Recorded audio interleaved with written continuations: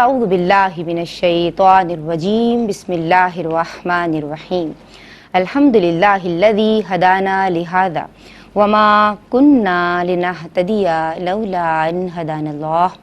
یعنی تمام تعریفیں اللہ رب العزت کے لیے ہیں جس نے ہمیں ہدایت کی راہ دکھائی، اور اگر اللہ ہمیں ہدایت کی راہ نہ دکھائے تو ہم کچھ بھی کر نہ پائیں. تمام تر درود و سلام ہوں اللہ کے حبیب سید الانبیاء امام الانبیاء حضور جان عالم صلی اللہ تعالی علیہ وآلہ وسلم پر. جناب آپ دیکھ رہے ہیں پروگرام دین اور خواتین. صنف نازک کو دین اسلام کی تجلیات سے منور کرنا ہمارا عزم ہے، ہمارا مقصد ہے، اور جناب اس مقصد کے تحت گزشتہ کئی برس سے ہم اس پروگرام کو پیش کرنے کی سعادت حاصل کر رہے ہیں، اور کوشش یہ ہوتی ہے کہ شریعت مطہرہ کی بنیادی تعلیمات کو آپ کے گھروں تک آپ کی ٹی وی سیٹس کی وساطت سے ARYQ TV ہمارا جو مذہبی چینل ہے اس کی وساطت سے پہنچایا جائے.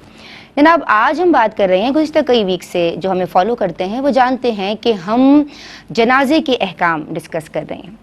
گزشتہ کئی ایپیسوڈ میں اس تعلق سے کلام ہوا، میت کو تلقین کرنا، کفنانا، کفن کی اقسام کتنی ہیں. پھر کل ہم نے بات کی کہ غسل میت کے بعد میت کے ماتھے پر انگلی سے کلمہ طیبہ لکھا جاتا ہے یا کفن پہ کلمہ طیبہ لکھا جاتا ہے. تو مفتی صاحب نے ہمیں بتایا کہ یہ طریقہ جائز تو ہے لیکن درست نظریے اور کانسیپٹ کے ساتھ، یعنی اسے سنت سمجھنا، فرض سمجھنا، واجب سمجھنا، ضروری سمجھنا ایسا نہیں کیجیے پلیز، ایسا نہیں ہے. لیکن اگر آپ یہ سمجھتے ہیں کہ حصول ثواب کی نیت ہے یا جناب آپ مغفرت کی اس کے لیے دعا کر رہی ہیں ساتھ میں یا کر رہے ہیں تو درست نظریے کے ساتھ ایسا کرنا جائز ہے. ہم نے بات کی کل، مفتی صاحب نے ہمیں سمجھایا سکھایا کہ جناب آب زمزم شریف چھڑکنا میت کے کفن پہ یا اس کے چہرے کے اوپر لگانا حصول ثواب کی نیت سے یا مغفرت کی نیت سے تو یہ بھی جائز ہے، لیکن پھر وہی کنڈیشنز ہیں، وہی تمام باتیں ہیں کہ درست نظریے درست کانسیپٹ کے ساتھ اسے سنت سمجھنا، فرض سمجھنا، واجب سمجھنا یا ضروری سمجھنا ایسا مت کیجئے، یہ ضروری نہیں ہے. پھر ہم نے کل جناب بات کی مزید کہ میت سے معافی مانگی جاتی ہے اور باقاعدہ لوگوں کو ون بائی ون بلایا جاتا ہے کہ فلاں آپ بھی آ جائیے اور آپ بھی آ جائیے، میت سے معافی مانگ لیجئے. اگر زندگی میں حق تلف کیے ہیں تو جناب یہاں معافی فائدہ مند نہیں آپ کے لیے ہوگی. کوشش کیجئے کہ اپنے معاملات تھرو آؤٹ دی لائف آپ اچھے رکھیے، ستھرے رکھیے، صاف رکھیے اور جناب فیئر رکھیے. اور پھر اگر ایسا کوئی معاملہ ہوا ہے، کوئی مال کا معاملہ ہے تو وہ مال ورثہ کو ادا کیجئے، اور دیگر معاملات بھی اپنے آپ کو جہاں آپ جانتے ہیں، آپ کو معلوم ہے، ان کا خیال رکھیے. ہم نے کل بات کی جو بچے پیدا ہوتے ہی انتقال کر جاتے ہیں، چند سانسیں لی ہیں تو چونکہ علامات حیات پائی گئی ہیں تو اب ان کا جنازہ ہوگا. لیکن اگر چند سانسیں بھی نہیں لی ہیں اور علامات حیات نہیں پائی گئی ہیں تو جناب ان کا جنازہ تو نہیں ہوگا، لیکن چونکہ بنی نوع آدم کا اکرام ہے تو ان کا نام رکھا جائے گا. اور مزید جناب آج ہم کلام کریں گے میت کے احکام کے تعلق سے. تعزیت کا کیا طریقہ ہے، بہنوں کو سیکھنا ہے. لوگ اپنے مرحومین کے حوالے سے پوچھ رہے ہوتے ہیں کہ جب کوئی چلا جاتا ہے دنیا سے تو پھر اب جب ان کے یہاں عید آ رہی ہوتی ہے تو پھر وہ عید نہیں مناتے، کپڑے نہیں مناتے، اور پھر لوگوں کو ان کے یہاں جانا بھی ضروری ہوتا ہے، نہیں جاتے تو رشتہ دار ناراض ہو جاتے ہیں. تو اب جس گھر میں کوئی انتقال ہوا ہے وہاں عید کا کیا حکم شرع ہوگا، اور سویم 10واں 40واں برسی دیگر سوالات میرے پاس موجود ہیں، شامل کروں گی عالمات جو آج موجود ہیں میری آپ کی ہم سب کی رہنمائی کے لیے. ماشاءاللہ جداگانہ انداز تکلم رکھتی ہیں، سیر حاصل گفتگو فرماتی ہیں عالمہ صفا فاطمہ. السلام علیکم. وعلیکم السلام. کیسی ہیں آپ؟ اللہ کا بڑا کرم. ویلکم کرتے ہیں آپ بہت کو، شکریہ. اللہ کو سلامت رکھے. دوسری اسکالر بھی ماشاءاللہ جداگانہ انداز تکلم رکھتی ہیں اور خوش بیان ہیں، خوش گفتار ہیں، عالمہ صدف ذوالفقار. السلام علیکم. وعلیکم السلام. آپ کو بھی سلام عرض کرتے ہیں اور ویلکم کرتے ہیں، خوش آمدید کہتے ہیں، اللہ سلامت رکھے. ہمارے پروگرام کا مستقل حصہ ہمارے استاد محترم اور ہم سب آپ سے سیکھتے ہیں، استاذ العلماء ہیں، شیخ الحدیث مفتی محمد احسن نوید خان نیازی صاحب دامت فیودہم کو آن بی پر براہ راست السلام علیکم کہتے ہیں. السلام علیکم حضرت. وعلیکم السلام ورحمۃ اللہ وبرکاتہ. مزاج گرامی الحمدللہ رب العالمین. اللہ آپ کا سایہ ہمارے سر پہ سلامت رکھے. پروگرام شروع کرتے ہیں جناب، اور آج ہم بات کریں گے تعزیت کے تعلق سے. اس کا کیا طریقہ ہے؟ اس وقت ایک بریک لے رہی ہوں، بریک سے واپس آتے ہیں اور پھر جنازے کے احکام ڈسکس ہوں گے. السلام علیکم ورحمۃ اللہ. بسم اللہ الرحمن الرحیم، السلام علیکم ورحمۃ اللہ۔ جناب، دین اور خواتین میں بات ہو رہی ہے، میت کے تعلق سے جنازے کے احکام ڈسکس کیے جا رہے ہیں۔ ہمارے ساتھ آپ کی پسندیدہ عالمات موجود ہیں اور آن بھی پر براہ راست شیخ الحدیث مفتی محمد احسن نوید خان نیازی دامت فی عدوہم ہماری رہنمائی فرمائیں گے۔ جناب، عالمہ صفا فاطمہ کی سمت بڑھتے ہیں، اور صفا ہمیں یہ بتائیے کہ تعزیت کا حکم شرعی کیا ہے اور اس کا طریقہ کیا ہے؟ بسم اللہ الرحمن الرحیم۔ تعزیت در حقیقت کسی بھی مصیبت پر صبر کرنے کی تلقین کرنے کو کہتے ہیں۔ یعنی کوئی بھی مصیبت آئی ہے تو اس پر صبر کی تلقین کرنا بیسیکلی تعزیت کہلاتا ہے، لیکن عام طور پر اس لفظ کا استعمال میت کے ساتھ کیا جاتا ہے۔ یعنی کسی کا انتقال ہو جائے تو یقیناً یہ گھر والوں کے لیے بہت زیادہ غم کا موقع ہوتا ہے۔ اس وقت کسی کو صبر کی تلقین کرنا اور ان کی دلجوئی کرنا، یہ تعزیت کہلاتا ہے۔ اور اس کے حوالے سے حکم یہ بیان کیا گیا کہ ایک مرتبہ تعزیت کرنا، گھر والوں سے اظہار افسوس کرنا، ان کو صبر کی تلقین کرنا، یہ سنت مبارکہ ہے۔ اور اس کا وقت جو بیان کیا گیا ہے وہ کچھ اس طرح سے ہے کہ 3 دن کے اندر آپ میت کے دفنانے کے بعد 3 دن کے اندر تعزیت کر لینی چاہیے۔ اچھا، جس کے لیے ممکن ہو آ کر تعزیت کر سکیں تو وہ 3 دن کے اندر ہی کریں، اور اگر کسی کے لیے ممکن نہ ہو تو وہ کال وغیرہ کے ذریعے بھی تعزیت کر سکتے ہیں، اور جب کبھی ملاقات ہو تو پھر اس وقت صبر کی تلقین یا دلجوئی کے لیے دوبارہ آنے میں بھی حرج نہیں ہے۔ باقی رہا یہ معاملہ کہ اس کے لیے الفاظ کیا استعمال کیے جائیں یا کس طرح سے تعزیت کی جائے، کیونکہ عمومی طور پر خواتین کا جو معمول دیکھا گیا ہے وہ کچھ اس طرح سے ہے کہ گھر میں ظاہر ہے کہ گھر والے غم میں مبتلا ہیں، اور وہ رونے دھونے کا جو ماحول ہوتا ہے وہ اسپیشلی کریٹ کیا جاتا ہے اس کو، اور باقاعدہ وہ ماحول بنایا جاتا ہے۔ اس کی سختی سے ممانعت بیان کی گئی ہے، اور جو صحیح طریقہ ہے تعزیت کرنے کا وہ اسی طرح سے ہے کہ آپ گھر والوں کو صبر کی تلقین کریں، ان کے لیے اظہار افسوس کے کچھ کلمات ادا کریں، اور نبی کریم علیہ الصلوۃ والسلام تعزیت کے جو الفاظ بیان فرما رہے ہیں اسی کی مثل یا وہی الفاظ کہہ دیے جائیں تو سب سے بہتر ہے۔ نبی پاک علیہ الصلوۃ والسلام نے ارشاد فرمایا کہ تعزیت کے لیے یہ الفاظ بیان کیے جائیں، للہ ما اخذ و اعطى، اللہ رب العزت ہی کا ہے جو کچھ بھی اس نے دیا اور جو کچھ بھی اس نے ہم سے لے لیا۔ پھر بیان فرمایا وکل شیء عندہ، یعنی اللہ رب العزت ہی کے پاس ہے بِأَجَلٍ مُّسَمَّى، یعنی اللہ رب العزت نے ہر چیز کا وقت جو ہے وہ مقرر کیا ہوا ہے، مقرر شدہ وقت پر وہ نعمت دی جاتی ہے اور مقرر شدہ وقت پر وہ نعمت لے لی جاتی ہے۔ یہ احساس گھر والوں کو دلایا جائے گا تاکہ پھر وہ اپنے اس غم کی کیفیت میں اس حقیقت کو اپنے سامنے رکھیں، صبر کریں اور صبر پر اجر پائیں۔ تو وہ جو صبر پر ملنے والا اجر ہے اس کی طرف بھی ان کی توجہ دلائی جائے، گو کہ سب کو معلوم ہے کہ جب انسان صبر کرتا ہے تو اجر دیا جاتا ہے، لیکن خاص اس وقت میں تلقین کرنا گھر والوں کے لیے نافع ثابت ہو سکتا ہے۔ مزید اس حوالے سے یہ بھی کلام کروں گی کہ جیسا کہ میں نے عرض کیا کہ خواتین کا خصوصی طور پر یہ معمول ہوتا ہے تھوڑا بہت رونا جو ہے وہ خود شروع کرنا، پھر گھر والوں کو اس کے اوپر اکسانا، اور اس کے بعد خود خاموش ہو جانا، اور اس کے بعد ظاہر ہے گھر میں ایک کوحرام کی کیفیت شروع ہو جاتی ہے، اور پھر وہ کیفیت کنٹرول کرنا بہت زیادہ مشکل ہو جاتا ہے۔ اس چیز کی سختی سے ممانعت، بلکہ اس کو حرام قرار دیا گیا ہے کہ میت کے اوصاف بیان کرتے ہوئے اور اس میں مبالغہ کرتے ہوئے رونا، اس کو شریعت مطہرہ سختی سے منع فرماتی ہے۔ اچھا، اگر کوئی روئے گا نہیں تو شاید یہ سمجھتے ہیں کہ اس کو غم ہوا ہی نہیں ہے، یا یہ محبت ہی نہیں کرتے تھے اپنے فیملی ممبر سے یا جانے والے سے۔ اس طرح کی جو نیگیٹو تھنکنگ ہے اس کو ختم ہونا چاہیے۔ جو سرکار دو عالم صلی اللہ علیہ وآلہ وسلم کا معمول ہے اسی کو رائج کرنا چاہیے۔ اچھا، اس کے ساتھ ایک بات اور عرض کروں گی، وہ یہ کہ نبی پاک علیہ الصلوۃ والسلام کا اگر عمل مبارکہ ہم دیکھتے ہیں تو حضرت ابراہیم رضی اللہ تعالیٰ عنہ، یعنی آپ کے پیارے شہزادے کا جب انتقال ہو رہا ہے، نبی پاک علیہ الصلوۃ والسلام کی چشمان مبارک سے آنسو رواں ہیں، اور جب صحابہ کرام نے اس پر استفسار فرمایا کہ آپ علیہ الصلوۃ والسلام بھی روتے ہیں، تو فرماتے ہیں کہ یہ تو شفقت کے آنسو ہیں، یہ کسی شکایت میں نہیں ہے، اور یہ تو شفقت کے آنسو ہیں جو کہ کسی اولاد کے غم میں طبعی طور پر ایک کیفیت بن جانے پر آنکھوں سے آنسو جاری ہو جاتے ہیں۔ پھر سرکار دو عالم صلی اللہ علیہ وآلہ وسلم نے فرمایا آنکھیں روتی ہیں، آنکھیں بہتی ہیں اور دل غمزدہ ہے، لیکن ہماری زبان پر وہی ادا ہوتا ہے جو اللہ رب العزت کی رضا کے مطابق ہوا کرتا ہے۔ یہی صحیح طریقہ ہے اور اسی کو رائج کرنا چاہیے تاکہ ہمیں جو نعمت جس وقت پہ جانی ہے، جو وقت اس کا مقرر ہے، اس وقت پر وہ ہم سے نعمت لے لی جائے گی اور ہر حال میں یہی مقدر ہوگا، لیکن اس پر صبر کرنا یہ اجر دینے کا، اجر ملنے کا سبب ہے، اور اگر اس وقت صبر نہ کیا جائے تو ایک قیمتی اجر سے اللہ رب العزت کی بارگاہ میں جو ہمیں بہت زیادہ ثواب ملنے والا ہے اس سے ہم محروم رہ جاتے ہیں. تو اس بات کا خیال رکھنا چاہیے. آخری بات یہ ہے کہ جو تعزیت کے لیے آئیں وہ مخصوص وقت کے لیے آئیں. بعض اوقات یہ دیکھا جاتا ہے کہ وہ بہت لمبی نشستیں ہوتی ہیں اور پھر وہ گھر والوں پر بوجھ بن جاتا ہے. تو اس کا بھی خیال رکھا جائے کہ ہم دلجوئی کرنے آئے ہیں تو ہمارا کوئی بھی عمل گھر والوں کے لیے اذیت کا باعث نہ بنے. جی جناب. عالمہ صدف ذوالفقار، تعزیت کا حکم شرعی اور تعزیت کا طریقہ کیا ہونا چاہیے؟ ایک یہاں ہمارے یہاں ایک مشاہدہ ہے، اس پہ کلام کروں گی، لیکن اس وقت ایک کالر ہمارے ساتھ ہیں. السلام علیکم.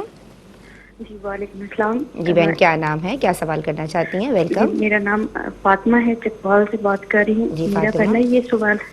میرا یہ پہلا سوال ہے کہ جب مخصوص ایام آتے ہیں تو کیا سورۃ اخلاص یا درود ابراہیم یا کون سی سورت ہم پڑھ سکتے ہیں یا نہیں پڑھ سکتے؟ کون سی سورت جو نہیں پڑھ سکتے؟ دوسرا میرا یہ سوال ہے کہ کسی کے اوپر جیسے کہ جادو کروا دیتے ہیں اور وہ تکلیف دیتے ہیں تو اس کا شرعی کیا حکم ہے؟ ٹھیک ہے جی، بہت شکریہ فاطمہ، آپ نے ہمیں کال کی اور آپ کے سوالات میں نے نوٹ کر لیے ہیں. اچھا بہن، بات یہ ہے کہ لوگ عید کے دن مرحومین کے گھروں پہ تعزیت کے لیے جاتے ہیں. اب یہاں پہ ایک ہمارا طرز عمل یہ ہے کہ جس کی یہاں میت ہو جاتی ہے، انتقال ہو جاتا ہے، تو اگر عید آ گئی ہے، وہ چاہے یعنی عید الفطر ہے یا عید الاضحیٰ ہے، کپڑے نہیں بنائے جاتے. اور یعنی ایک تصور یہ پیش کیا جاتا ہے کہ ہمارے یہاں تو انتقال ہوا ہوا ہے تو ہم خوشی نہیں منائیں گے، اور وہ ان خوشیوں سے دور رہتے ہیں اور کوئی کپڑے نہیں بناتے، کسی کے گھر نہیں جاتے. اور جو ان کے گھر جاتے ہیں وہ باقاعدہ تعزیت کے لیے جاتے ہیں کہ بھائی جانا ضروری ہے، اور اگر نہیں جاتے تو وہ پھر ناراضی بھی ہمیں وہاں دیکھنے میں آتی ہے. اس کا شرعی حکم کیا ہے؟ اعوذ باللہ من الشیطان الرجیم، بسم اللہ الرحمن الرحیم. جیسا کہ ابھی تفصیل سے بیان فرمایا گیا کہ تعزیت کے کیا شرعی حکم ہیں اور کتنے ایام تک تعزیت کی جائے بہتر ہوگا. اب عید کے ایام جیسے اگر ان 3 دنوں میں آ جائیں تو افضل اور اولا تو یہی صورت ہے کہ وہ جو 3 دن ہیں، شریعت مطہرہ کا حکم یہی ہے کہ ان 3 دنوں میں تعزیت کی جائے. جی. اب سوگ منانے کا جہاں تک ہے کہ اب انسان کو جب اس کا کوئی قریبی رشتہ دار کی ڈیتھ ہوتی ہے تو ظاہر سی بات ہے انسان کو غم ہوتا ہے تو کچھ سوگ مناتے ہیں. لیکن شریعت مطہرہ نے ہمیں اصول دیا ہے کہ 3 دن سے زیادہ سوگ نہیں منایا جائے گا، سوائے اس عورت کا کہ جس کے ہسبینڈ کی ڈیتھ ہوئی ہو. صرف عدت کے ایام میں ازواج کے لیے حکم ہے کہ وہ 3 دن سے زیادہ ہے، جیسے کہ وہ جو ڈپینڈ کرتا ہے عدت کون سی ہے اس کے اعتبار سے اس کا سوگ بڑھتا ہے. ورنہ نارمل کوئی بھی رشتہ ہو، ماں ہو، باپ ہو، بھائی بہن، کوئی بھی رشتہ ہو، اس کا سوگ 3 دن منانے کی اجازت دی ہے. اگر وہ 3 دن عید کے ایام میں آ گئے تب تو آپ سوگ منائیں، لیکن اگر وہ 3 دن عید کے ایام میں نہیں آئے تو پھر یہ نہیں کہا جا سکتا کہ ہم عید نہیں منائیں گے کیونکہ ہمارے کسی رشتہ دار کی وہ ڈیتھ ہو گئی ہے. کیونکہ عید کو شریعت مطہرہ نے خوشی کا ذریعہ بنایا ہے نا، تو اس میں خوشی کا اظہار کیا جائے گا. اب اس کا مطلب یہ نہیں کہ اب جس کے گھر میں ڈیتھ ہوئی ہے وہ بہت زیادہ اس کو نمود و نمائش کرے، زبردستی اپنے اوپر خوشی نافذ کرے، ایسا بھی نہیں ہے. لیکن جو کپڑے نہ بنانے کا ٹرینڈ ہے یا یہ کہ ہم کوئی اہتمام زیادہ نہیں کرتے، تو دیکھیے نیا لباس پہننا تو مستحب ہے. جو اویلیبل آپ کے پاس بہترین لباس ہو وہ پہنا جائے. یہ بھی گھروں میں ہوتا ہے، ہمیں عید مبارک نہ کہو، اور وہ آگے سے عید مبارک کا جواب بھی نہیں دیتے ہیں، گلے ملنا کچھ بھی اس طرح. یہ بالکل غیر شرعی چیز ہے کیونکہ یہ ہمارے اپنے اعتبار سے بنائی ہوئی چیز ہے. آپ عید کے دن کسی کو زبردستی سوگ میں مبتلا نہیں کر سکتے جبکہ وہ ایام سوگ ہیں بھی نہیں. تو اس لیے احتیاط کریں. اور دوسری بات یہ ہے کہ جب رشتہ دار کسی کے گھر جائیں، یہ تو اس کی دل جوئی کے لیے جا رہے ہیں تو بہت اچھی بات ہے، لیکن اگر کوئی نہیں جا رہا تو اس کو برا ماننا اور اس پر تان کرنا اور اس کے یعنی رشتہ داریاں توڑ لیتے ہیں، بہت زیادہ لڑائی جھگڑے بھی ہو جاتے ہیں خاندانوں میں. تو ایسی سچویشن سے وہ بھی ان کے تعزیت کے لیے نہیں جاتے. یہاں یہ بھی معاملات ہیں، آپ وہ ہمارے یہاں نہیں آئے تھے تو ہم ان کے یہاں بھی نہیں جائیں گے. قطع تعلقی کی ایک صورت بنتی ہے اور قطع تعلقی تو ویسے شریعت نے شدید ناپسند فرمایا. لہٰذا یہ وہ رسم و رواج ہیں جو آپ کو معاشرے نے دی ہیں، شریعت کی طرف سے یہ نافذ نہیں ہے، نہ ہی زبردستی لازم کیے گئے ہیں. اگر کوئی جاتا ہے عید کے دن میں کسی کی تعزیت کے لیے نہیں، دل جوئی کے لیے، تو وہ تو بہت اچھی بات ہے. لیکن اگر کوئی نہیں جاتا تو اس کے لیے شکوہ شکایت نہیں کرنی چاہیے. اور عید کے کو بالخصوص یہ کہنا ہے کہ ہمارے چونکہ رشتہ دار کی ڈیتھ ہو گئی تھی اس سال میں کسی بھی مہینے میں تو ہم عید نہیں منائیں گے، یہ کہنا اور اس کی وجہ سے لباس نہ بنانا یا باقی یعنی عید منانے کا مطلب یہی ہوتا ہے کہ آپ عید نئے کپڑے پہن کے عید کی نماز پڑھیں یا رشتہ دار آپ کے گھر آئیں تو آپ ان کے ساتھ اچھے معاملات کریں، خوشی کا اظہار کریں.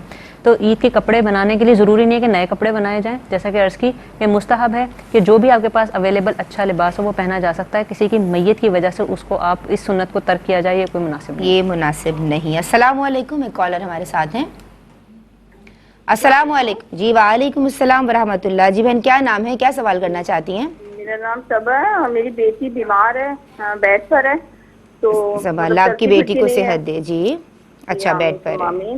تو مجھے ذرا یہ پوچھنا تھا، جیسے وہ نماز پڑھیں یا وضو کریں تو اس کے لیے کیا حکم ہے؟ جیسے ہم وضو جو ہوتا ہے وضو کا پورا طریقہ اسی طرح سے وضو الگ چل کرے گی بچی، اور تو کس طرح سے ارکان ادا کرے گی؟ ذرا پلیز سر۔ کتنی بڑی ہے آپ کی بچی؟ میری بیٹی ماشاءاللہ سے 14 سال کی ہے۔ 14 سال، بیڈ ریڈن ہے وہ کافی عرصے سے؟ 4 سال سے بیمار ہے، بیڈ پہ، دعا بھی کروا دیں۔ میں بالکل مفتی صاحب سے کہوں گی اور وہ دعا بھی فرما دیں گے۔ بہت شکریہ صبا، اللہ آپ کی بیٹی کو شفائے کلی عطا فرمائے۔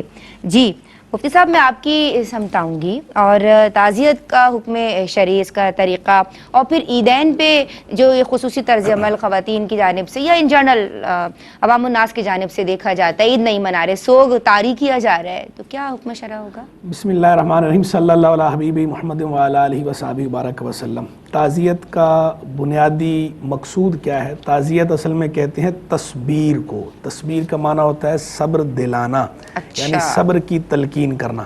ویسے تو تعزیت شرعی طور پر تو عام ہے، کسی بھی غم پر کسی کو صبر کی تلقین کرنا، دلاسا دینا، یہ تعزیت کہلاتا ہے۔ لیکن ہمارے ہاں، ہمارے عجمی علاقوں میں، ہمارے عرف میں صرف میت کے پرسے کو تعزیت کہا جاتا ہے، تو اور ہم خاص گفتگو بھی اسی پر کر رہے ہیں۔ تو اب لیکن ویسے دونوں کا حکم ایک ہی ہے، چاہے یعنی کسی کی کوئی اور مصیبت ہو، فوت ہونے سے ہٹ کر، میت سے ہٹ کر، موت سے ہٹ کر کوئی اور مصیبت ہو، اس مصیبت پہ تعزیت کرنا، پرسہ دینا، وہ بھی مستحب ہے۔ اور اسی طرح کسی کے ہاں کوئی میت ہو جائے، کوئی فوت ہو جائے، تو اس پہ اسے دلاسا دینا، صبر کی تلقین کرنا، یہ بھی مستحب ہے۔ بیسیکلی ہے مقصد اس کا صبر دلانا۔ تو تعزیت کی جائے یعنی صبر کی تلقین کی جائے، اور میت کے لیے، اگر میت ہے تو میت کے لیے مغفرت کی دعا کی جائے۔ ٹھیک ہے۔ اور الفاظ کوئی بھی استعمال کیے جا سکتے ہیں، اپنی زبان میں، مدر ٹنگ میں بھی استعمال کیے جا سکتے ہیں، قومی زبان کے بھی استعمال کیے جا سکتے ہیں، عربی کے بھی کیے جا سکتے ہیں، اور وہ الفاظ جو حضور جان عالم صلی اللہ تعالی علیہ وآلہ وسلم نے بیان فرمائے وہ الفاظ استعمال کیے جائیں تو زیادہ اچھا ہے۔ نور علی نور ہے، ادروائز کوئی بھی لفظ استعمال کر لیں گے چل جائے گا۔ سرکار ارشاد والسلام سے بھی مختلف الفاظ منقول ہیں، تو ایک جو زیادہ مشہور ہے وہ یہ ان للہ ما اخذ ولہ ما اعطى وَكُلُّ شَيْءٍ عِندَهُ بِأَجَلٍ مُّسَمًّى فَلْتَصْبِرْ وَلْتَحْتَسِبْ، کہ بے شک اللہ ہی کا ہے جو اس نے دیا، اور اللہ ہی جو اس نے لیا، اور اللہ ہی کا ہے جو اس نے دیا، اور ہر چیز کی اس کے یہاں ایک مدت مقرر ہے، یعنی جو بھی چیز وہ دیتا ہے ایک مقررہ مدت کے لیے دیتا ہے۔ تو جو بندہ اس نے ہمیں عطا فرمایا تو یہ مقررہ مدت کے لیے تھا، اس کی زندگی پوری ہو گئی، اللہ تعالیٰ نے واپس لے لیا۔ فَلْتَصْبِرْ، تو صبر اختیار کرنا چاہیے، وَلْتَحْتَسِبْ، اور ثواب کی امید رکھنی چاہیے۔ اب یہ کلمات خود سرکار عیسیٰ والسلام سے ثابت ہیں، صحیح بخاری شریف کے اندر موجود ہے۔ سبحان اللہ۔ اس کے علاوہ اور بھی کئی کلمات سرکار عیسیٰ والسلام سے ثابت ہیں، تو یہ مختصر کلمات ہیں، کوئی یہی کلمات کہہ دے تو نور علی نور ہے، دیگر کلمات جو سرکار عیسیٰ والسلام سے ثابت ہیں وہ کلمات استعمال کرے تو بھی اچھا ہے۔ اور اگر یہ کلمات کسی کو یاد نہیں ہوتے، نہیں کہتا، کوئی اور ایسا کلمہ کہتا ہے جس سے صبر کی تلقین مفہوم ہو رہی ہو اور میت کے لیے مغفرت کی دعا بھی ہو رہی ہو، تو بھی تعزیت ادا ہو جائے گی، مستحب پر عمل ہو جائے گا، تو بھی ثواب ملے گا ہی۔ لیکن بہتر یہ ہے کہ یہ کلمات ہوں تاکہ سرکار عیسیٰ والسلام کے مبارک الفاظ کی برکت بھی شامل ہو جائے۔ ٹھیک ہے، باقی میں انشاءاللہ اس پہ آگے گفتگو کرتا ہوں۔ بہت شکریہ مفتی صاحب، آپ کا ایک بریک شامل کر رہے ہیں پروگرام میں، اپنے لبوں کو درود پاک سے تر رکھیے۔ بسم اللہ الرحمن الرحیم، السلام علیکم ورحمۃ اللہ۔ دین اور خواتین میں جناب میت کے احکام ڈسکس کیے جا رہے ہیں، اور تعزیت کے حکم شرعی کے تعلق سے بریک سے قبل مفصل کلام کیا گیا مفتی صاحب کی جانب سے، عالمات کی جانب سے۔ میں بات کو آگے بڑھاؤں گی۔ عالمہ صفا فاطمہ، سویم 10واں 40واں یا 20واں 30واں جو بھی کچھ ہوا کیا جاتا ہے انتقال کے بعد، اور برسی جو کی جاتی ہے، اس کا حکم شرع کیا ہے؟ یہ تمام چیزیں ایصال ثواب کی صورتیں ہیں، اور دن کو مخصوص کر لیا جاتا ہے تاکہ لوگوں کے لیے آسانی ہو، گھر والوں کے لیے آسانی ہو۔ مختلف اوقات میں آپ کو پتہ ہے میت کے گھر میں لوگوں کا آنا جانا لگا رہتا ہے، کچھ نہ کچھ ایصال ثواب کا سلسلہ بھی جاری رہتا ہے۔ اب اگر مختلف اوقات میں اسی طرح آتے رہیں گے تو گھر والے تکلیف اور تکلف کا شکار ہوں گے۔ یہی وجہ ہے کہ دنوں کو مخصوص کر لیا جاتا ہے، اور دنوں کو مخصوص کرنا ایک آسانی کے لیے ایک عمل ضرور ہے، لیکن اصل مقصود ایصال ثواب ہے۔ وہ کسی بھی دن کیا جا سکتا ہے۔ اگر بالفرض جو تیجے کے لیے یا 40ویں کے لیے یا برسی کے لیے جو دن عرفی طور پر مقرر کیا جاتا ہے، اگر وہ مقرر نہ بھی ہو سکے، اس کا اہتمام آگے پیچھے کسی اور دن میں بھی کرنا بالکل جائز ہے، اس میں کسی قسم کی کوئی قباحت نہیں ہے۔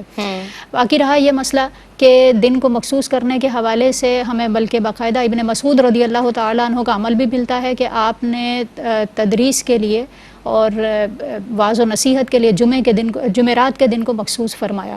فرمایا میں تم لوگوں کا اس بات میں خیال رکھتا ہوں کہ تم اکتاہٹ کا شکار نہ ہو، لہٰذا میں روزانہ درس نہیں کرتا بلکہ جمعرات کو درس کرتا ہوں، اور نبی کریم علیہ الصلوۃ والسلام کی طرح تمہارا اس سلسلے میں خیال رکھتا ہوں۔ اس کا مطلب ہے دن کو مخصوص کر لینا یا کسی وقت کو مخصوص کر لینا، اس میں شرعاً کوئی قباحت نہیں ہوتی ہے۔ بس یہ ذہن میں رہے کہ ان محافل کا مقصد ذکر و اذکار ہونا چاہیے، ان محافل میں قرآن کریم کی تلاوت ہونی چاہیے، اصلاحی بیانات ہونے چاہیے، اور غرباء کے لیے کھانے کا اہتمام ہونا چاہیے۔ یہی صحیح طریقہ ہے، کیونکہ ایصال ثواب مقصود ہے تو ایسے ہی کام کیے جائیں جن کے ذریعے میت کو ایصال ثواب کیا جا سکے۔ پھر اس کے ساتھ یہ بھی ذہن میں رہے، بعض لوگ اپنے پاس ان کی اتنی وسعت نہیں ہوتی ہے کہ وہ ان تمام چیزوں کا جو ہے وہ اہتمام کریں۔ اب ایسے میں اگر گھر میں تھوڑا بہت نیاز کا اہتمام کر لیا جاتا ہے اور خود ایصال ثواب کر لیا جاتا ہے تو اس کے اوپر کسی کو تنقید کا نشانہ نہ بنایا جائے۔ اس کے لیے لوگ قرضے لے رہے ہوتے ہیں ان نیازوں کو کرنے کے لیے، ایصال ثواب کے اہتمام کے لیے، صرف اس لیے کہ خاندان والے کیا کہیں گے، اور لوگ باتیں بنائیں گے کہ انہیں اپنے ماں باپ سے محبت نہیں ہے کہ یہ جو ہے وہ ختموں کا انعقاد نہیں کر سکتے، محافل کا انعقاد نہیں کر سکتے، یہ تمام چیزیں جی بالکل، تو یہ کسی کے لیے بوجھ نہ بنایا جائے۔ ایک آسانی سے آ جائیں گے وہ لوگوں کی سہولت کے مطابق دن تو خیر فکس کرنے میں حرج نہیں ہے، جیسا کہ میں نے عرض کیا، بس بوجھ نہ سمجھیں۔ لیکن ناگ اگر وہ نہیں کر پا رہے ارینج، کیونکہ آج کل جتنی مہنگائی ہے، جو سارے معاملات لوگوں کے لیے مشقت کا سامنا کرنا، یا پھر دوسری گھر میں ایصال ثواب کا اہتمام کر لیا جائے، جو جہاں موجود ہے وہیں ایصال ثواب کر لے، اس میں کوئی حرج نہیں ہے۔ اچھا، باقی یہ ہے کہ لازم نہ سمجھیں اور خرافات اس میں کسی قسم کی شامل نہ ہوں، صرف آئے دعوت کی طرح ایک اہتمام کیا، گفتگو ہوئی، باتیں ہوئیں اور کھانا کھایا اور چلے گئے، یہ مقصد نہیں ہے ان محافل کا۔ ایصال ثواب مقصد ہے۔ ایک بس آخر میں یہ عرض ضرور کروں گی کہ یہ تو محافل کا انعقاد ہم کرتے ہیں اور ایصال ثواب ہی مقصود ہوتا ہے، لیکن اس کے ساتھ ساری زندگی اولاد کا نیک کام کرنا یہ خود بہت زیادہ ایصال ثواب کا ذریعہ ہے، والدین کے لیے سکون اور راحت کا ذریعہ ہے۔ اسی طرح ان کے لیے صدقہ جاریہ کا اہتمام کر دینا، جیسا کہ حضرت سعد رضی اللہ تعالیٰ عنہ نے اپنی والدہ کے لیے کنواں کھدوایا اور اس کو ایصال ثواب کے لیے مختص کیا، یہ اہتمام ضرور ہونا چاہیے کہ ہم اپنے والدین کے لیے کوئی نہ کوئی کام دنیا میں اپنے طور پر ایسا جاری کر کے چلے جائیں کہ وہ ان کے ایصال ثواب کا ذریعہ بنتا رہے اور آخرت میں اور قبر میں ان کے لیے سکون اور راحت کا باعث بنے۔ جناب، اکثر گھروں میں جمعرات کے روز، جیسے انہوں نے بات بھی کی کہ جمعرات کے دن کو مخصوص کر لینا، ہمیں یہ بھی نظر آتا ہے، محرومین کے لیے ختم کروایا جاتا ہے اور پھر جو کھانا ہوتا ہے وہ کسی فقیر کو یا مسجد میں دے دیا جاتا ہے، بھیجا جاتا ہے، اس کا حکم کیا ہے؟ اور یہ بھی کہا جاتا ہے کہ جمعرات کے روز ارواح گھروں میں آتی ہے۔ دیکھیں، سب سے پہلے تو ایام کی انڈیویجول جو فضیلتیں ہیں وہ بھی نبی کریم علیہ الصلوۃ والسلام سے ثابت ہیں۔ مختلف ایام میں مختلف عبادات کی گئیں، جیسا کہ پیر کے دن روزہ رکھنا ثابت ہے، جمعے کے دن کو عید کا دن قرار دیا گیا، مختلف ایام جیسے 10 محرم الحرام کی اپنی فضیلتیں بیان فرمائی گئی ہیں۔ تو کسی دن کی کوئی امپورٹنس کو تو انکار نہیں کیا جا سکتا، یا کسی دن کو خاص کرنا کسی خاص عبادت کے لیے، اس میں بھی کوئی شرعاً حرج نہیں ہے، جبکہ اس کو فرض و واجب نہ سمجھا جائے۔ مطلب آپ نے اگر میں نے کوئی چیز متعین کر لی کہ میں جیسے بھی انہوں نے ارشاد فرمایا کہ کسی ایک دن کو ایصال ثواب کے لیے مختص کر لیں، تو اس میں کوئی شرعاً قباحت نہیں ہے کہ آپ کر لیں، لیکن اس کو فرض اور واجب سمجھنا ہے کہ اگر اس دن ایصال ثواب نہیں کیا تو کوئی گناہ ہو جائے گا، اسے آگے پیچھے نہیں کیا جا سکتا، یہ مناسب نہیں ہے۔ ہاں، جو آپ کے لیے کنوینئنس ہو اس کے اعتبار سے ڈیز کو مختص کیا جا سکتا ہے۔ پھر آپ نے فرمایا کہ جمعرات کے دن کو خاص کرنا، تو وہ اس وجہ سے کہ بہت ساری روایات ایسی ملتی ہیں کہ جن میں نبی کریم علیہ الصلوۃ والسلام کے صحابہ کرام اور دیگر جو ہمارے اکابرین ہیں ان سے بھی ثابت ہے. اعلیٰ حضرت علیہ رحمہ فتاوی رضویہ میں اس کے حوالے سے کئی روایات بیان کرتے ہیں کہ جس میں یہ بیان کیا گیا کہ جمعرات کے دن ارواح اپنے مرحومین، یعنی مرحومین جو ہوتے ہیں وہ اپنے گھروں میں آتے ہیں، اور مختلف روایات میں مختلف الفاظ ہیں کہ ان کے ساتھ وہ اپنے گھر والوں کو پکارتے ہیں کہ ہماری مدد کرو، یعنی ہمیں ایصال ثواب کرو. تو ارواح کو اختیار دیا جاتا ہے ہر جمعرات کو کہ وہ اپنے گھر جائیں، اور پھر وہ گھر جا کے ان کے اپنے گھر والوں سے وہ ایصال ثواب کا یا کچھ نیک اعمال کا تقاضا کرتی ہیں. ٹھیک ہے. اگر وہ اپنے بچوں کو، یعنی ان کے بچے نیک اعمال کرتے ہیں تو وہ اپنے واپس خوش ہو کر لوٹتے ہیں، اور اگر وہ نیک اعمال کا ارتکاب نہیں کرتے یا ایصال ثواب کا اہتمام نہیں کرتے تو obvious سی بات ہے وہ غمگین ہوتے ہیں. تو اس لیے جمعرات کے دن کو خاص کرنا تو اس میں کوئی شرعی قباحت نہیں ہے، لیکن اس کو لازم قرار دینا وہ یہ سمجھ لیں کہ ایگزیجریشن کرنا ہو جائے گا.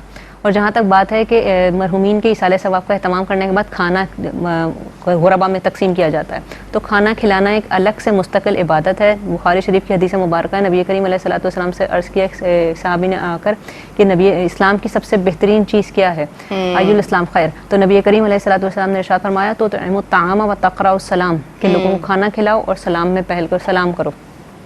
تو کھانا کھلانا ایک الگ سے عبادت ہے. اگر آپ اس کو عبادت کے اعتبار سے کسی کو کھانا کھلا رہے ہیں تاکہ ثواب ملے آپ کی مرحومین کو، اس میں کوئی شرعی قباحت نہیں، بالکل کر سکتے ہیں. اور زیادہ بہتر یہی ہے کہ جو مستحقین ہوں ان کو کھلایا جائے، اور اس میں بھی اگر ممکن ہو تو کسی ایسے اہل علم کو کھلایا جائے جو دین کے لیے کام زیادہ کرتا ہے، تاکہ جتنا وہ کام کریں گے آپ کے مرحومین کے لیے ایصال ثواب اتنا زیادہ ہوتا جائے. جناب مفتی صاحب، میں آپ کی سمجھاؤں گی تعزیت کے حکم کے تعلق سے. آپ ہمیں سمجھا رہے تھے اور جو عید کے حوالے سے لوگوں کا طرز عمل ہے اس پہ کلام فرما رہے تھے. جی، تو بات میری ادھوری رہ گئی تھی، مکمل نہیں ہونے دیا آپ نے. پہلے میں اس پہ کچھ بات کرتا ہوں، پھر اس کے بعد اگلے سوالوں کی طرف آتا ہوں. معذرت. پہلی بات تو یہ کہ تعزیت کے حوالے سے میں حکم عرض کر رہا تھا، اس کے بعد میں نے یہ بات کہنا چاہ رہا تھا کہ تعزیت پر جب لوگ آتے ہیں، ہمارے ہاں دیکھا یہ گیا ہے کہ وہ آ کر رشتہ دار جب اکٹھے ہو جاتے ہیں جی بالخصوص، تو اکٹھے، اور محلے دار بھی اکٹھے ہونے کے بعد باقاعدہ پھر ایک میلے سا سامان جو ہے وہ سما بن جاتا ہے میلے کا، اور لوگ اس پہ تھوڑی دیر میں سیاست پہ گفتگو شروع کر دیتے ہیں، ادھر کا تبصرہ ادھر کا تبصرہ. اور حالانکہ میت کا گھر ہے، اور بجائے جو ہے وہ اگلوں کو صبر کی تلقین کرنے کے یا بجائے عبرت حاصل کرنے کے، لوگوں کا انداز یہ ہو جاتا ہے کہ وہ تھوڑی دیر میں بس خوش گپیاں شروع ہو جاتی ہیں، تو جشن کی سی کیفیت بن جاتی ہے. کئی جگہوں پر اس طرح کا انداز اختیار کر لیا جاتا ہے. یہ انداز اختیار کرنا غیر شرعی ہے، یہ انداز اختیار کرنا درست نہیں ہے. اس انداز کی ہم سختی سے مذمت کرتے ہیں. آپ تعزیت کے لیے کسی کے یہاں گئے ہیں، رشتہ دار ہیں یا دوست ہیں یا محلے دار ہیں، آپ تعزیت کریں. وہ عبرت کا وقت ہے، خود بھی عبرت حاصل کریں اور دوسروں کو صبر کی تلقین کریں، پرسہ دیں، اور زیادہ دیر نہ رکیں. اگر آپ نے زیادہ دیر رکنا ہے تو بھی اب انداز ایسا نہ ہو خوش گپیوں والا، انداز بہرحال ایسا ہو کہ جس سے موت کی یاد ہو. سب کو ہی موت کی یاد ہونی چاہیے، اپنی اپنی قبر اور آخرت کی تیاری کے لیے جستجو کرنی چاہیے. وہ انداز آپ کا ہونا چاہیے. یہ بات ہو گئی. اس کے بعد پھر میت کے حوالے سے کہ یہ جو میت کے ہاں جو کھانا کھایا جاتا ہے، میت کا طعام جو ہے، طعام المیت، اس کے بارے میں ہمارے فقہائے کرام کی تصریحات موجود ہیں کہ یہ جائز نہیں، یہ بدعت ہے اور بدعت سیئہ ہے. اچھا یہاں یہ باتیں کر دوں کہ سوئم یہ تیجا 40واں چہلم وغیرہ ایصال ثواب یہ الگ ہے. ایصال ثواب میں کوئی حرج نہیں ہے، ایصال ثواب بالکل جائز ہے، مستحسن ہے، ثواب کا کام ہے. ان محافل کا انعقاد تو درست ہے، لیکن یہ جو پہلے دن جس دن میت ہوتی ہے، اس دن جو جس طرح میت کے یہاں کھانا، جتنے لوگ آئے ہوتے ہیں وہ سارے کے سارے ہی وہاں پر جمع ہو جاتے ہیں اور بغیر کھانا کھائے اگلے جاتے ہی نہیں ہیں. تو فقہا کی تصریحات ہیں کہ دعوت ضیافت یہ مشروع ہے سرور کے مواقع کے لیے، شرور کے لیے نہیں ہے. یعنی غمی کے موقع پر دعوت اور ضیافت مشروع نہیں ہے. غم کا موقع ہے تو یہاں کسی پر بوجھ نہیں بننا چاہیے. ہاں کوئی اور اگر اہتمام کرتا ہے ایصال ثواب کے لیے کھانے کا الگ سے، تو ایصال ثواب کا کھانا تو اپنی جگہ پر درست ہے، لیکن میت کے ہاں اس طرح کھانا ایصال ثواب سے ہٹ کر وہ جو میت کا کھانا ہے وہ غنی کے لیے جائز نہیں ہے، وہ صرف اور صرف میت، اس کے اہل خانہ یا جو فقراء ہیں وہ ان کا حق ہے. غنی جو ہے میت کا کھانا نہیں کھا سکتا. اور طعام المیت یمیت القلب، میت کا کھانا جو دل کو مردہ کرتا ہے. اب ٹھیک ہے اس کی تشریحات الگ الگ ہیں. وہ تشریح ہے کہ جو اسی ٹو میں رہتا ہو کہ کہیں میت کا کھانا اور مجھے ملے تو اس کا دل مردہ ہوتا ہے، یہ بات تو ٹھیک ہے. لیکن جب فقہاء کرام نے خود اس کو بدعت سیئہ قرار دیا ہے، اور خود اعلی حضرت امام اہل سنہ امام احمد رضا خان رحمہ اللہ، ان کا پورا ایک رسالہ ہے جس میں انہوں نے اس رسالے کا نام ہی ایسا رکھا ہے جو رسالے کا نام ہی بتا رہا ہے کہ میت کا طعام جائز نہیں ہے. اور انہوں نے خود بھی کافی فقہاء کرام کی عبارات بھی نقل کی ہیں، احادیث بھی نقل کی ہیں، اور اپنا واشگاف انداز میں واضح الفاظ موقع بیان کیا ہے کہ میت کا کھانا غنی کے لیے جائز نہیں ہے. تو میت کے کھانے سے بچنا چاہیے، اجتناب کرنا چاہیے. باقی جو ایصال ثواب کا کھانا ہے اس میں حرج نہیں. تو تیجا، 40واں، برسی وغیرہ یہ ایصال ثواب کے کھانے ہوتے ہیں، یہ درست ہیں. لیکن اس میں یہ ملحوظ رہے کہ جو میت کے مال ہے، میت کے مال سے آپ یہ خرچ نہ کریں. بعض اوقات لوگ یہ جو جمراتیں کرتے ہیں یا ختم وغیرہ کرتے ہیں تو میت ہی کے مال سے کرنا شروع کر دیتے ہیں. میت کے مال سے کرنے کی اجازت نہیں ہے. ہاں اگر میت کا مال جو ہے ورثہ میں تقسیم کر دیا گیا ہے اور ورثہ نے باہمی رضامندی سے اجازت دے دی ہے پھر تو ٹھیک ہے. لیکن اگر ورثہ میں کوئی نابالغ ہے تو اس صورت میں تو نابالغ تو اجازت دینے کا بھی مختار نہیں ہے، اجازت بھی نہیں دے سکتا. تو اس صورت میں تو میت کے مال سے بالکل ہی اجازت نہیں ہے. تو اس لیے اس میں شرعی احتیاطوں کو ملحوظ رکھنا ضروری ہے. کالر کے سوال شامل جی ہیں. حضرت فاطمہ بہن نے پوچھا ہے مخصوص ایام میں درود ابراہیمی اور سورہ اخلاص وغیرہ پڑھنا، کون سی سورت پڑھیں کون سی نہ پڑھیں؟ مخصوص ایام کے اندر قرآن مجید فرقان حمید کی تلاوت کرنا ممنوع ہے. تو جب بھی تلاوت کی نیت سے کوئی بھی چیز پڑھیں گی اس کی اجازت نہیں ہے. لیکن دعا کی نیت سے، ثنا کی نیت سے جو چیزیں پڑھی جاتی ہیں انہیں دعا کی نیت سے، ثنا کی نیت سے پڑھا جا سکتا ہے. تو وہ آیات اور وہ صورتیں، درود ابراہیمی تو خیر ویسے ہی پڑھا جا سکتا ہے مخصوص ایام میں، اس کی مانت تو ویسی نہیں ہے.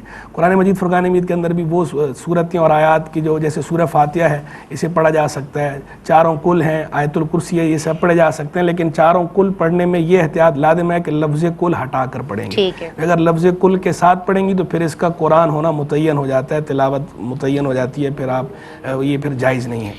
کہتی ہیں کہ اگر کوئی جادو کرواتا ہے، کسی کو تکلیف دیتا ہے تو کیا حکم شرع ہوگا؟ کوئی اگر جادو کروانا کبیرہ گناہ ہے اور اسے شرک اور قتل کے ساتھ ملا کر ذکر کیا گیا، اور بارہا ہم اس کی مذمت کے حوالے سے کافی کلام کر چکے ہیں.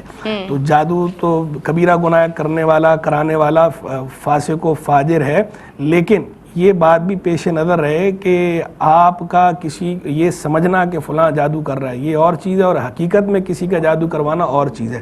معذرت کے ساتھ ہمارے معاشرے میں ایسا ہے کہ جادو کرنے والے بھی ہوتے ہیں لوگ، اس کا انکار نہیں ہے، لیکن بدگمانی بہت زیادہ ہوتی ہے. اور بالخصوص وہ لوگ کے جو عملیات کرتے ہیں ان کے اندر بے احتیاط لوگوں کی بڑی تعداد ہے. جو شرعی احتیاط کو ملحوظ رکھتے ہیں انہیں تو ہم کچھ نہیں کہتے، لیکن وہ تو بہت کم لوگ ہیں. اکثر لوگ وہ ہوتے ہیں جو شرعی احتیاطیں ملحوظ نہیں رکھتے، وہ ان کا کام ہی یہ ہوتا ہے، تو اس لیے وہ کسی کو کچھ بھی کہہ دیتے ہیں کہ جناب یہ فلاں نے جادو کیا، فلاں نے جادو کیا، اور لوگ بھی بڑی آسانی سے یقین کر لیتے ہیں، بالخصوص خواتین.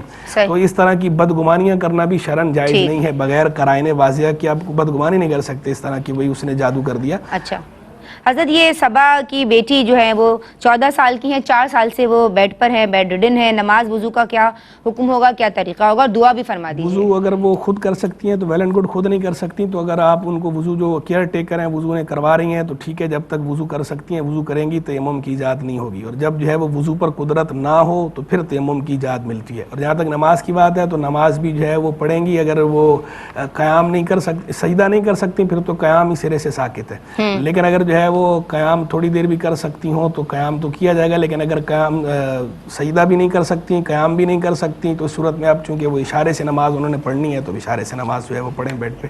دعا بھی فرما دیں. اللہ تبارک و تعالیٰ ان کو صحت کلیہ عطا فرمائے، اور تمام بیمار جتنے بھی مسلمان بیمار ہیں اللہ ان سب کو محبوب کریم علیہ السلام کے صدقے شفائے کامل نافع عطا فرمائے. اور اللہ تعالی ہم سب کو بھی ظاہری، باطنی، جسمانی، روحانی ہر قسم کے امراض سے شفا کامل عطا فرمائے. اللہم آمین. حضرت آپ کا سایہ اللہ ہمارے سروں پہ سلامت رکھے، اللہ آپ کو سلامت رکھے. ہم سپاس گزار ہیں آپ کی ماشاءاللہ مکمل اور جامع گفتگو ہمیشہ کی طرح آپ کی جانب سے. عالمہ صفا فاطمہ میں آپ کا شکریہ ادا کرنا چاہتی ہوں. عالمہ صدف ذوالفقار میں آپ کی شکر گزار ہوں. آپ دونوں کا بہت شکریہ، ماشاءاللہ بہت اچھی گفتگو فرمائی. ناظرین آپ لوگوں کا بہت شکریہ، آپ لوگ ہمیں کالز کرتے ہیں، 2 آف ایئر کالز کالز میں نے لی تھیں لیکن آج شامل نہیں کر رہی ہوں. اللہ نے چاہا تو انشاءاللہ اگلے پروگرام میں ان دونوں کالرز کو بھی شامل کروں گی اور مزید سوالات بھی لے کے حاضر ہوں گے اسی عنوان کے ساتھ یا کسی نئے عنوان کے ساتھ. اللہ ہم سب کی سعی کو اپنی بارگاہ میں قبول و منظور فرمائے. السلام علیکم ورحمۃ اللہ. السلام علیکم ناظرین. دینی معلومات اور احکامات پہ مبنی پروگرامز دیکھنے کے لیے ہمارے چینل ARYQTV کو سبسکرائب کیجیے اور ہاں بیل آئیکن کو دبانا مت بھولیے گا تاکہ آپ کے پسندیدہ پروگرامز مس نہ ہوں.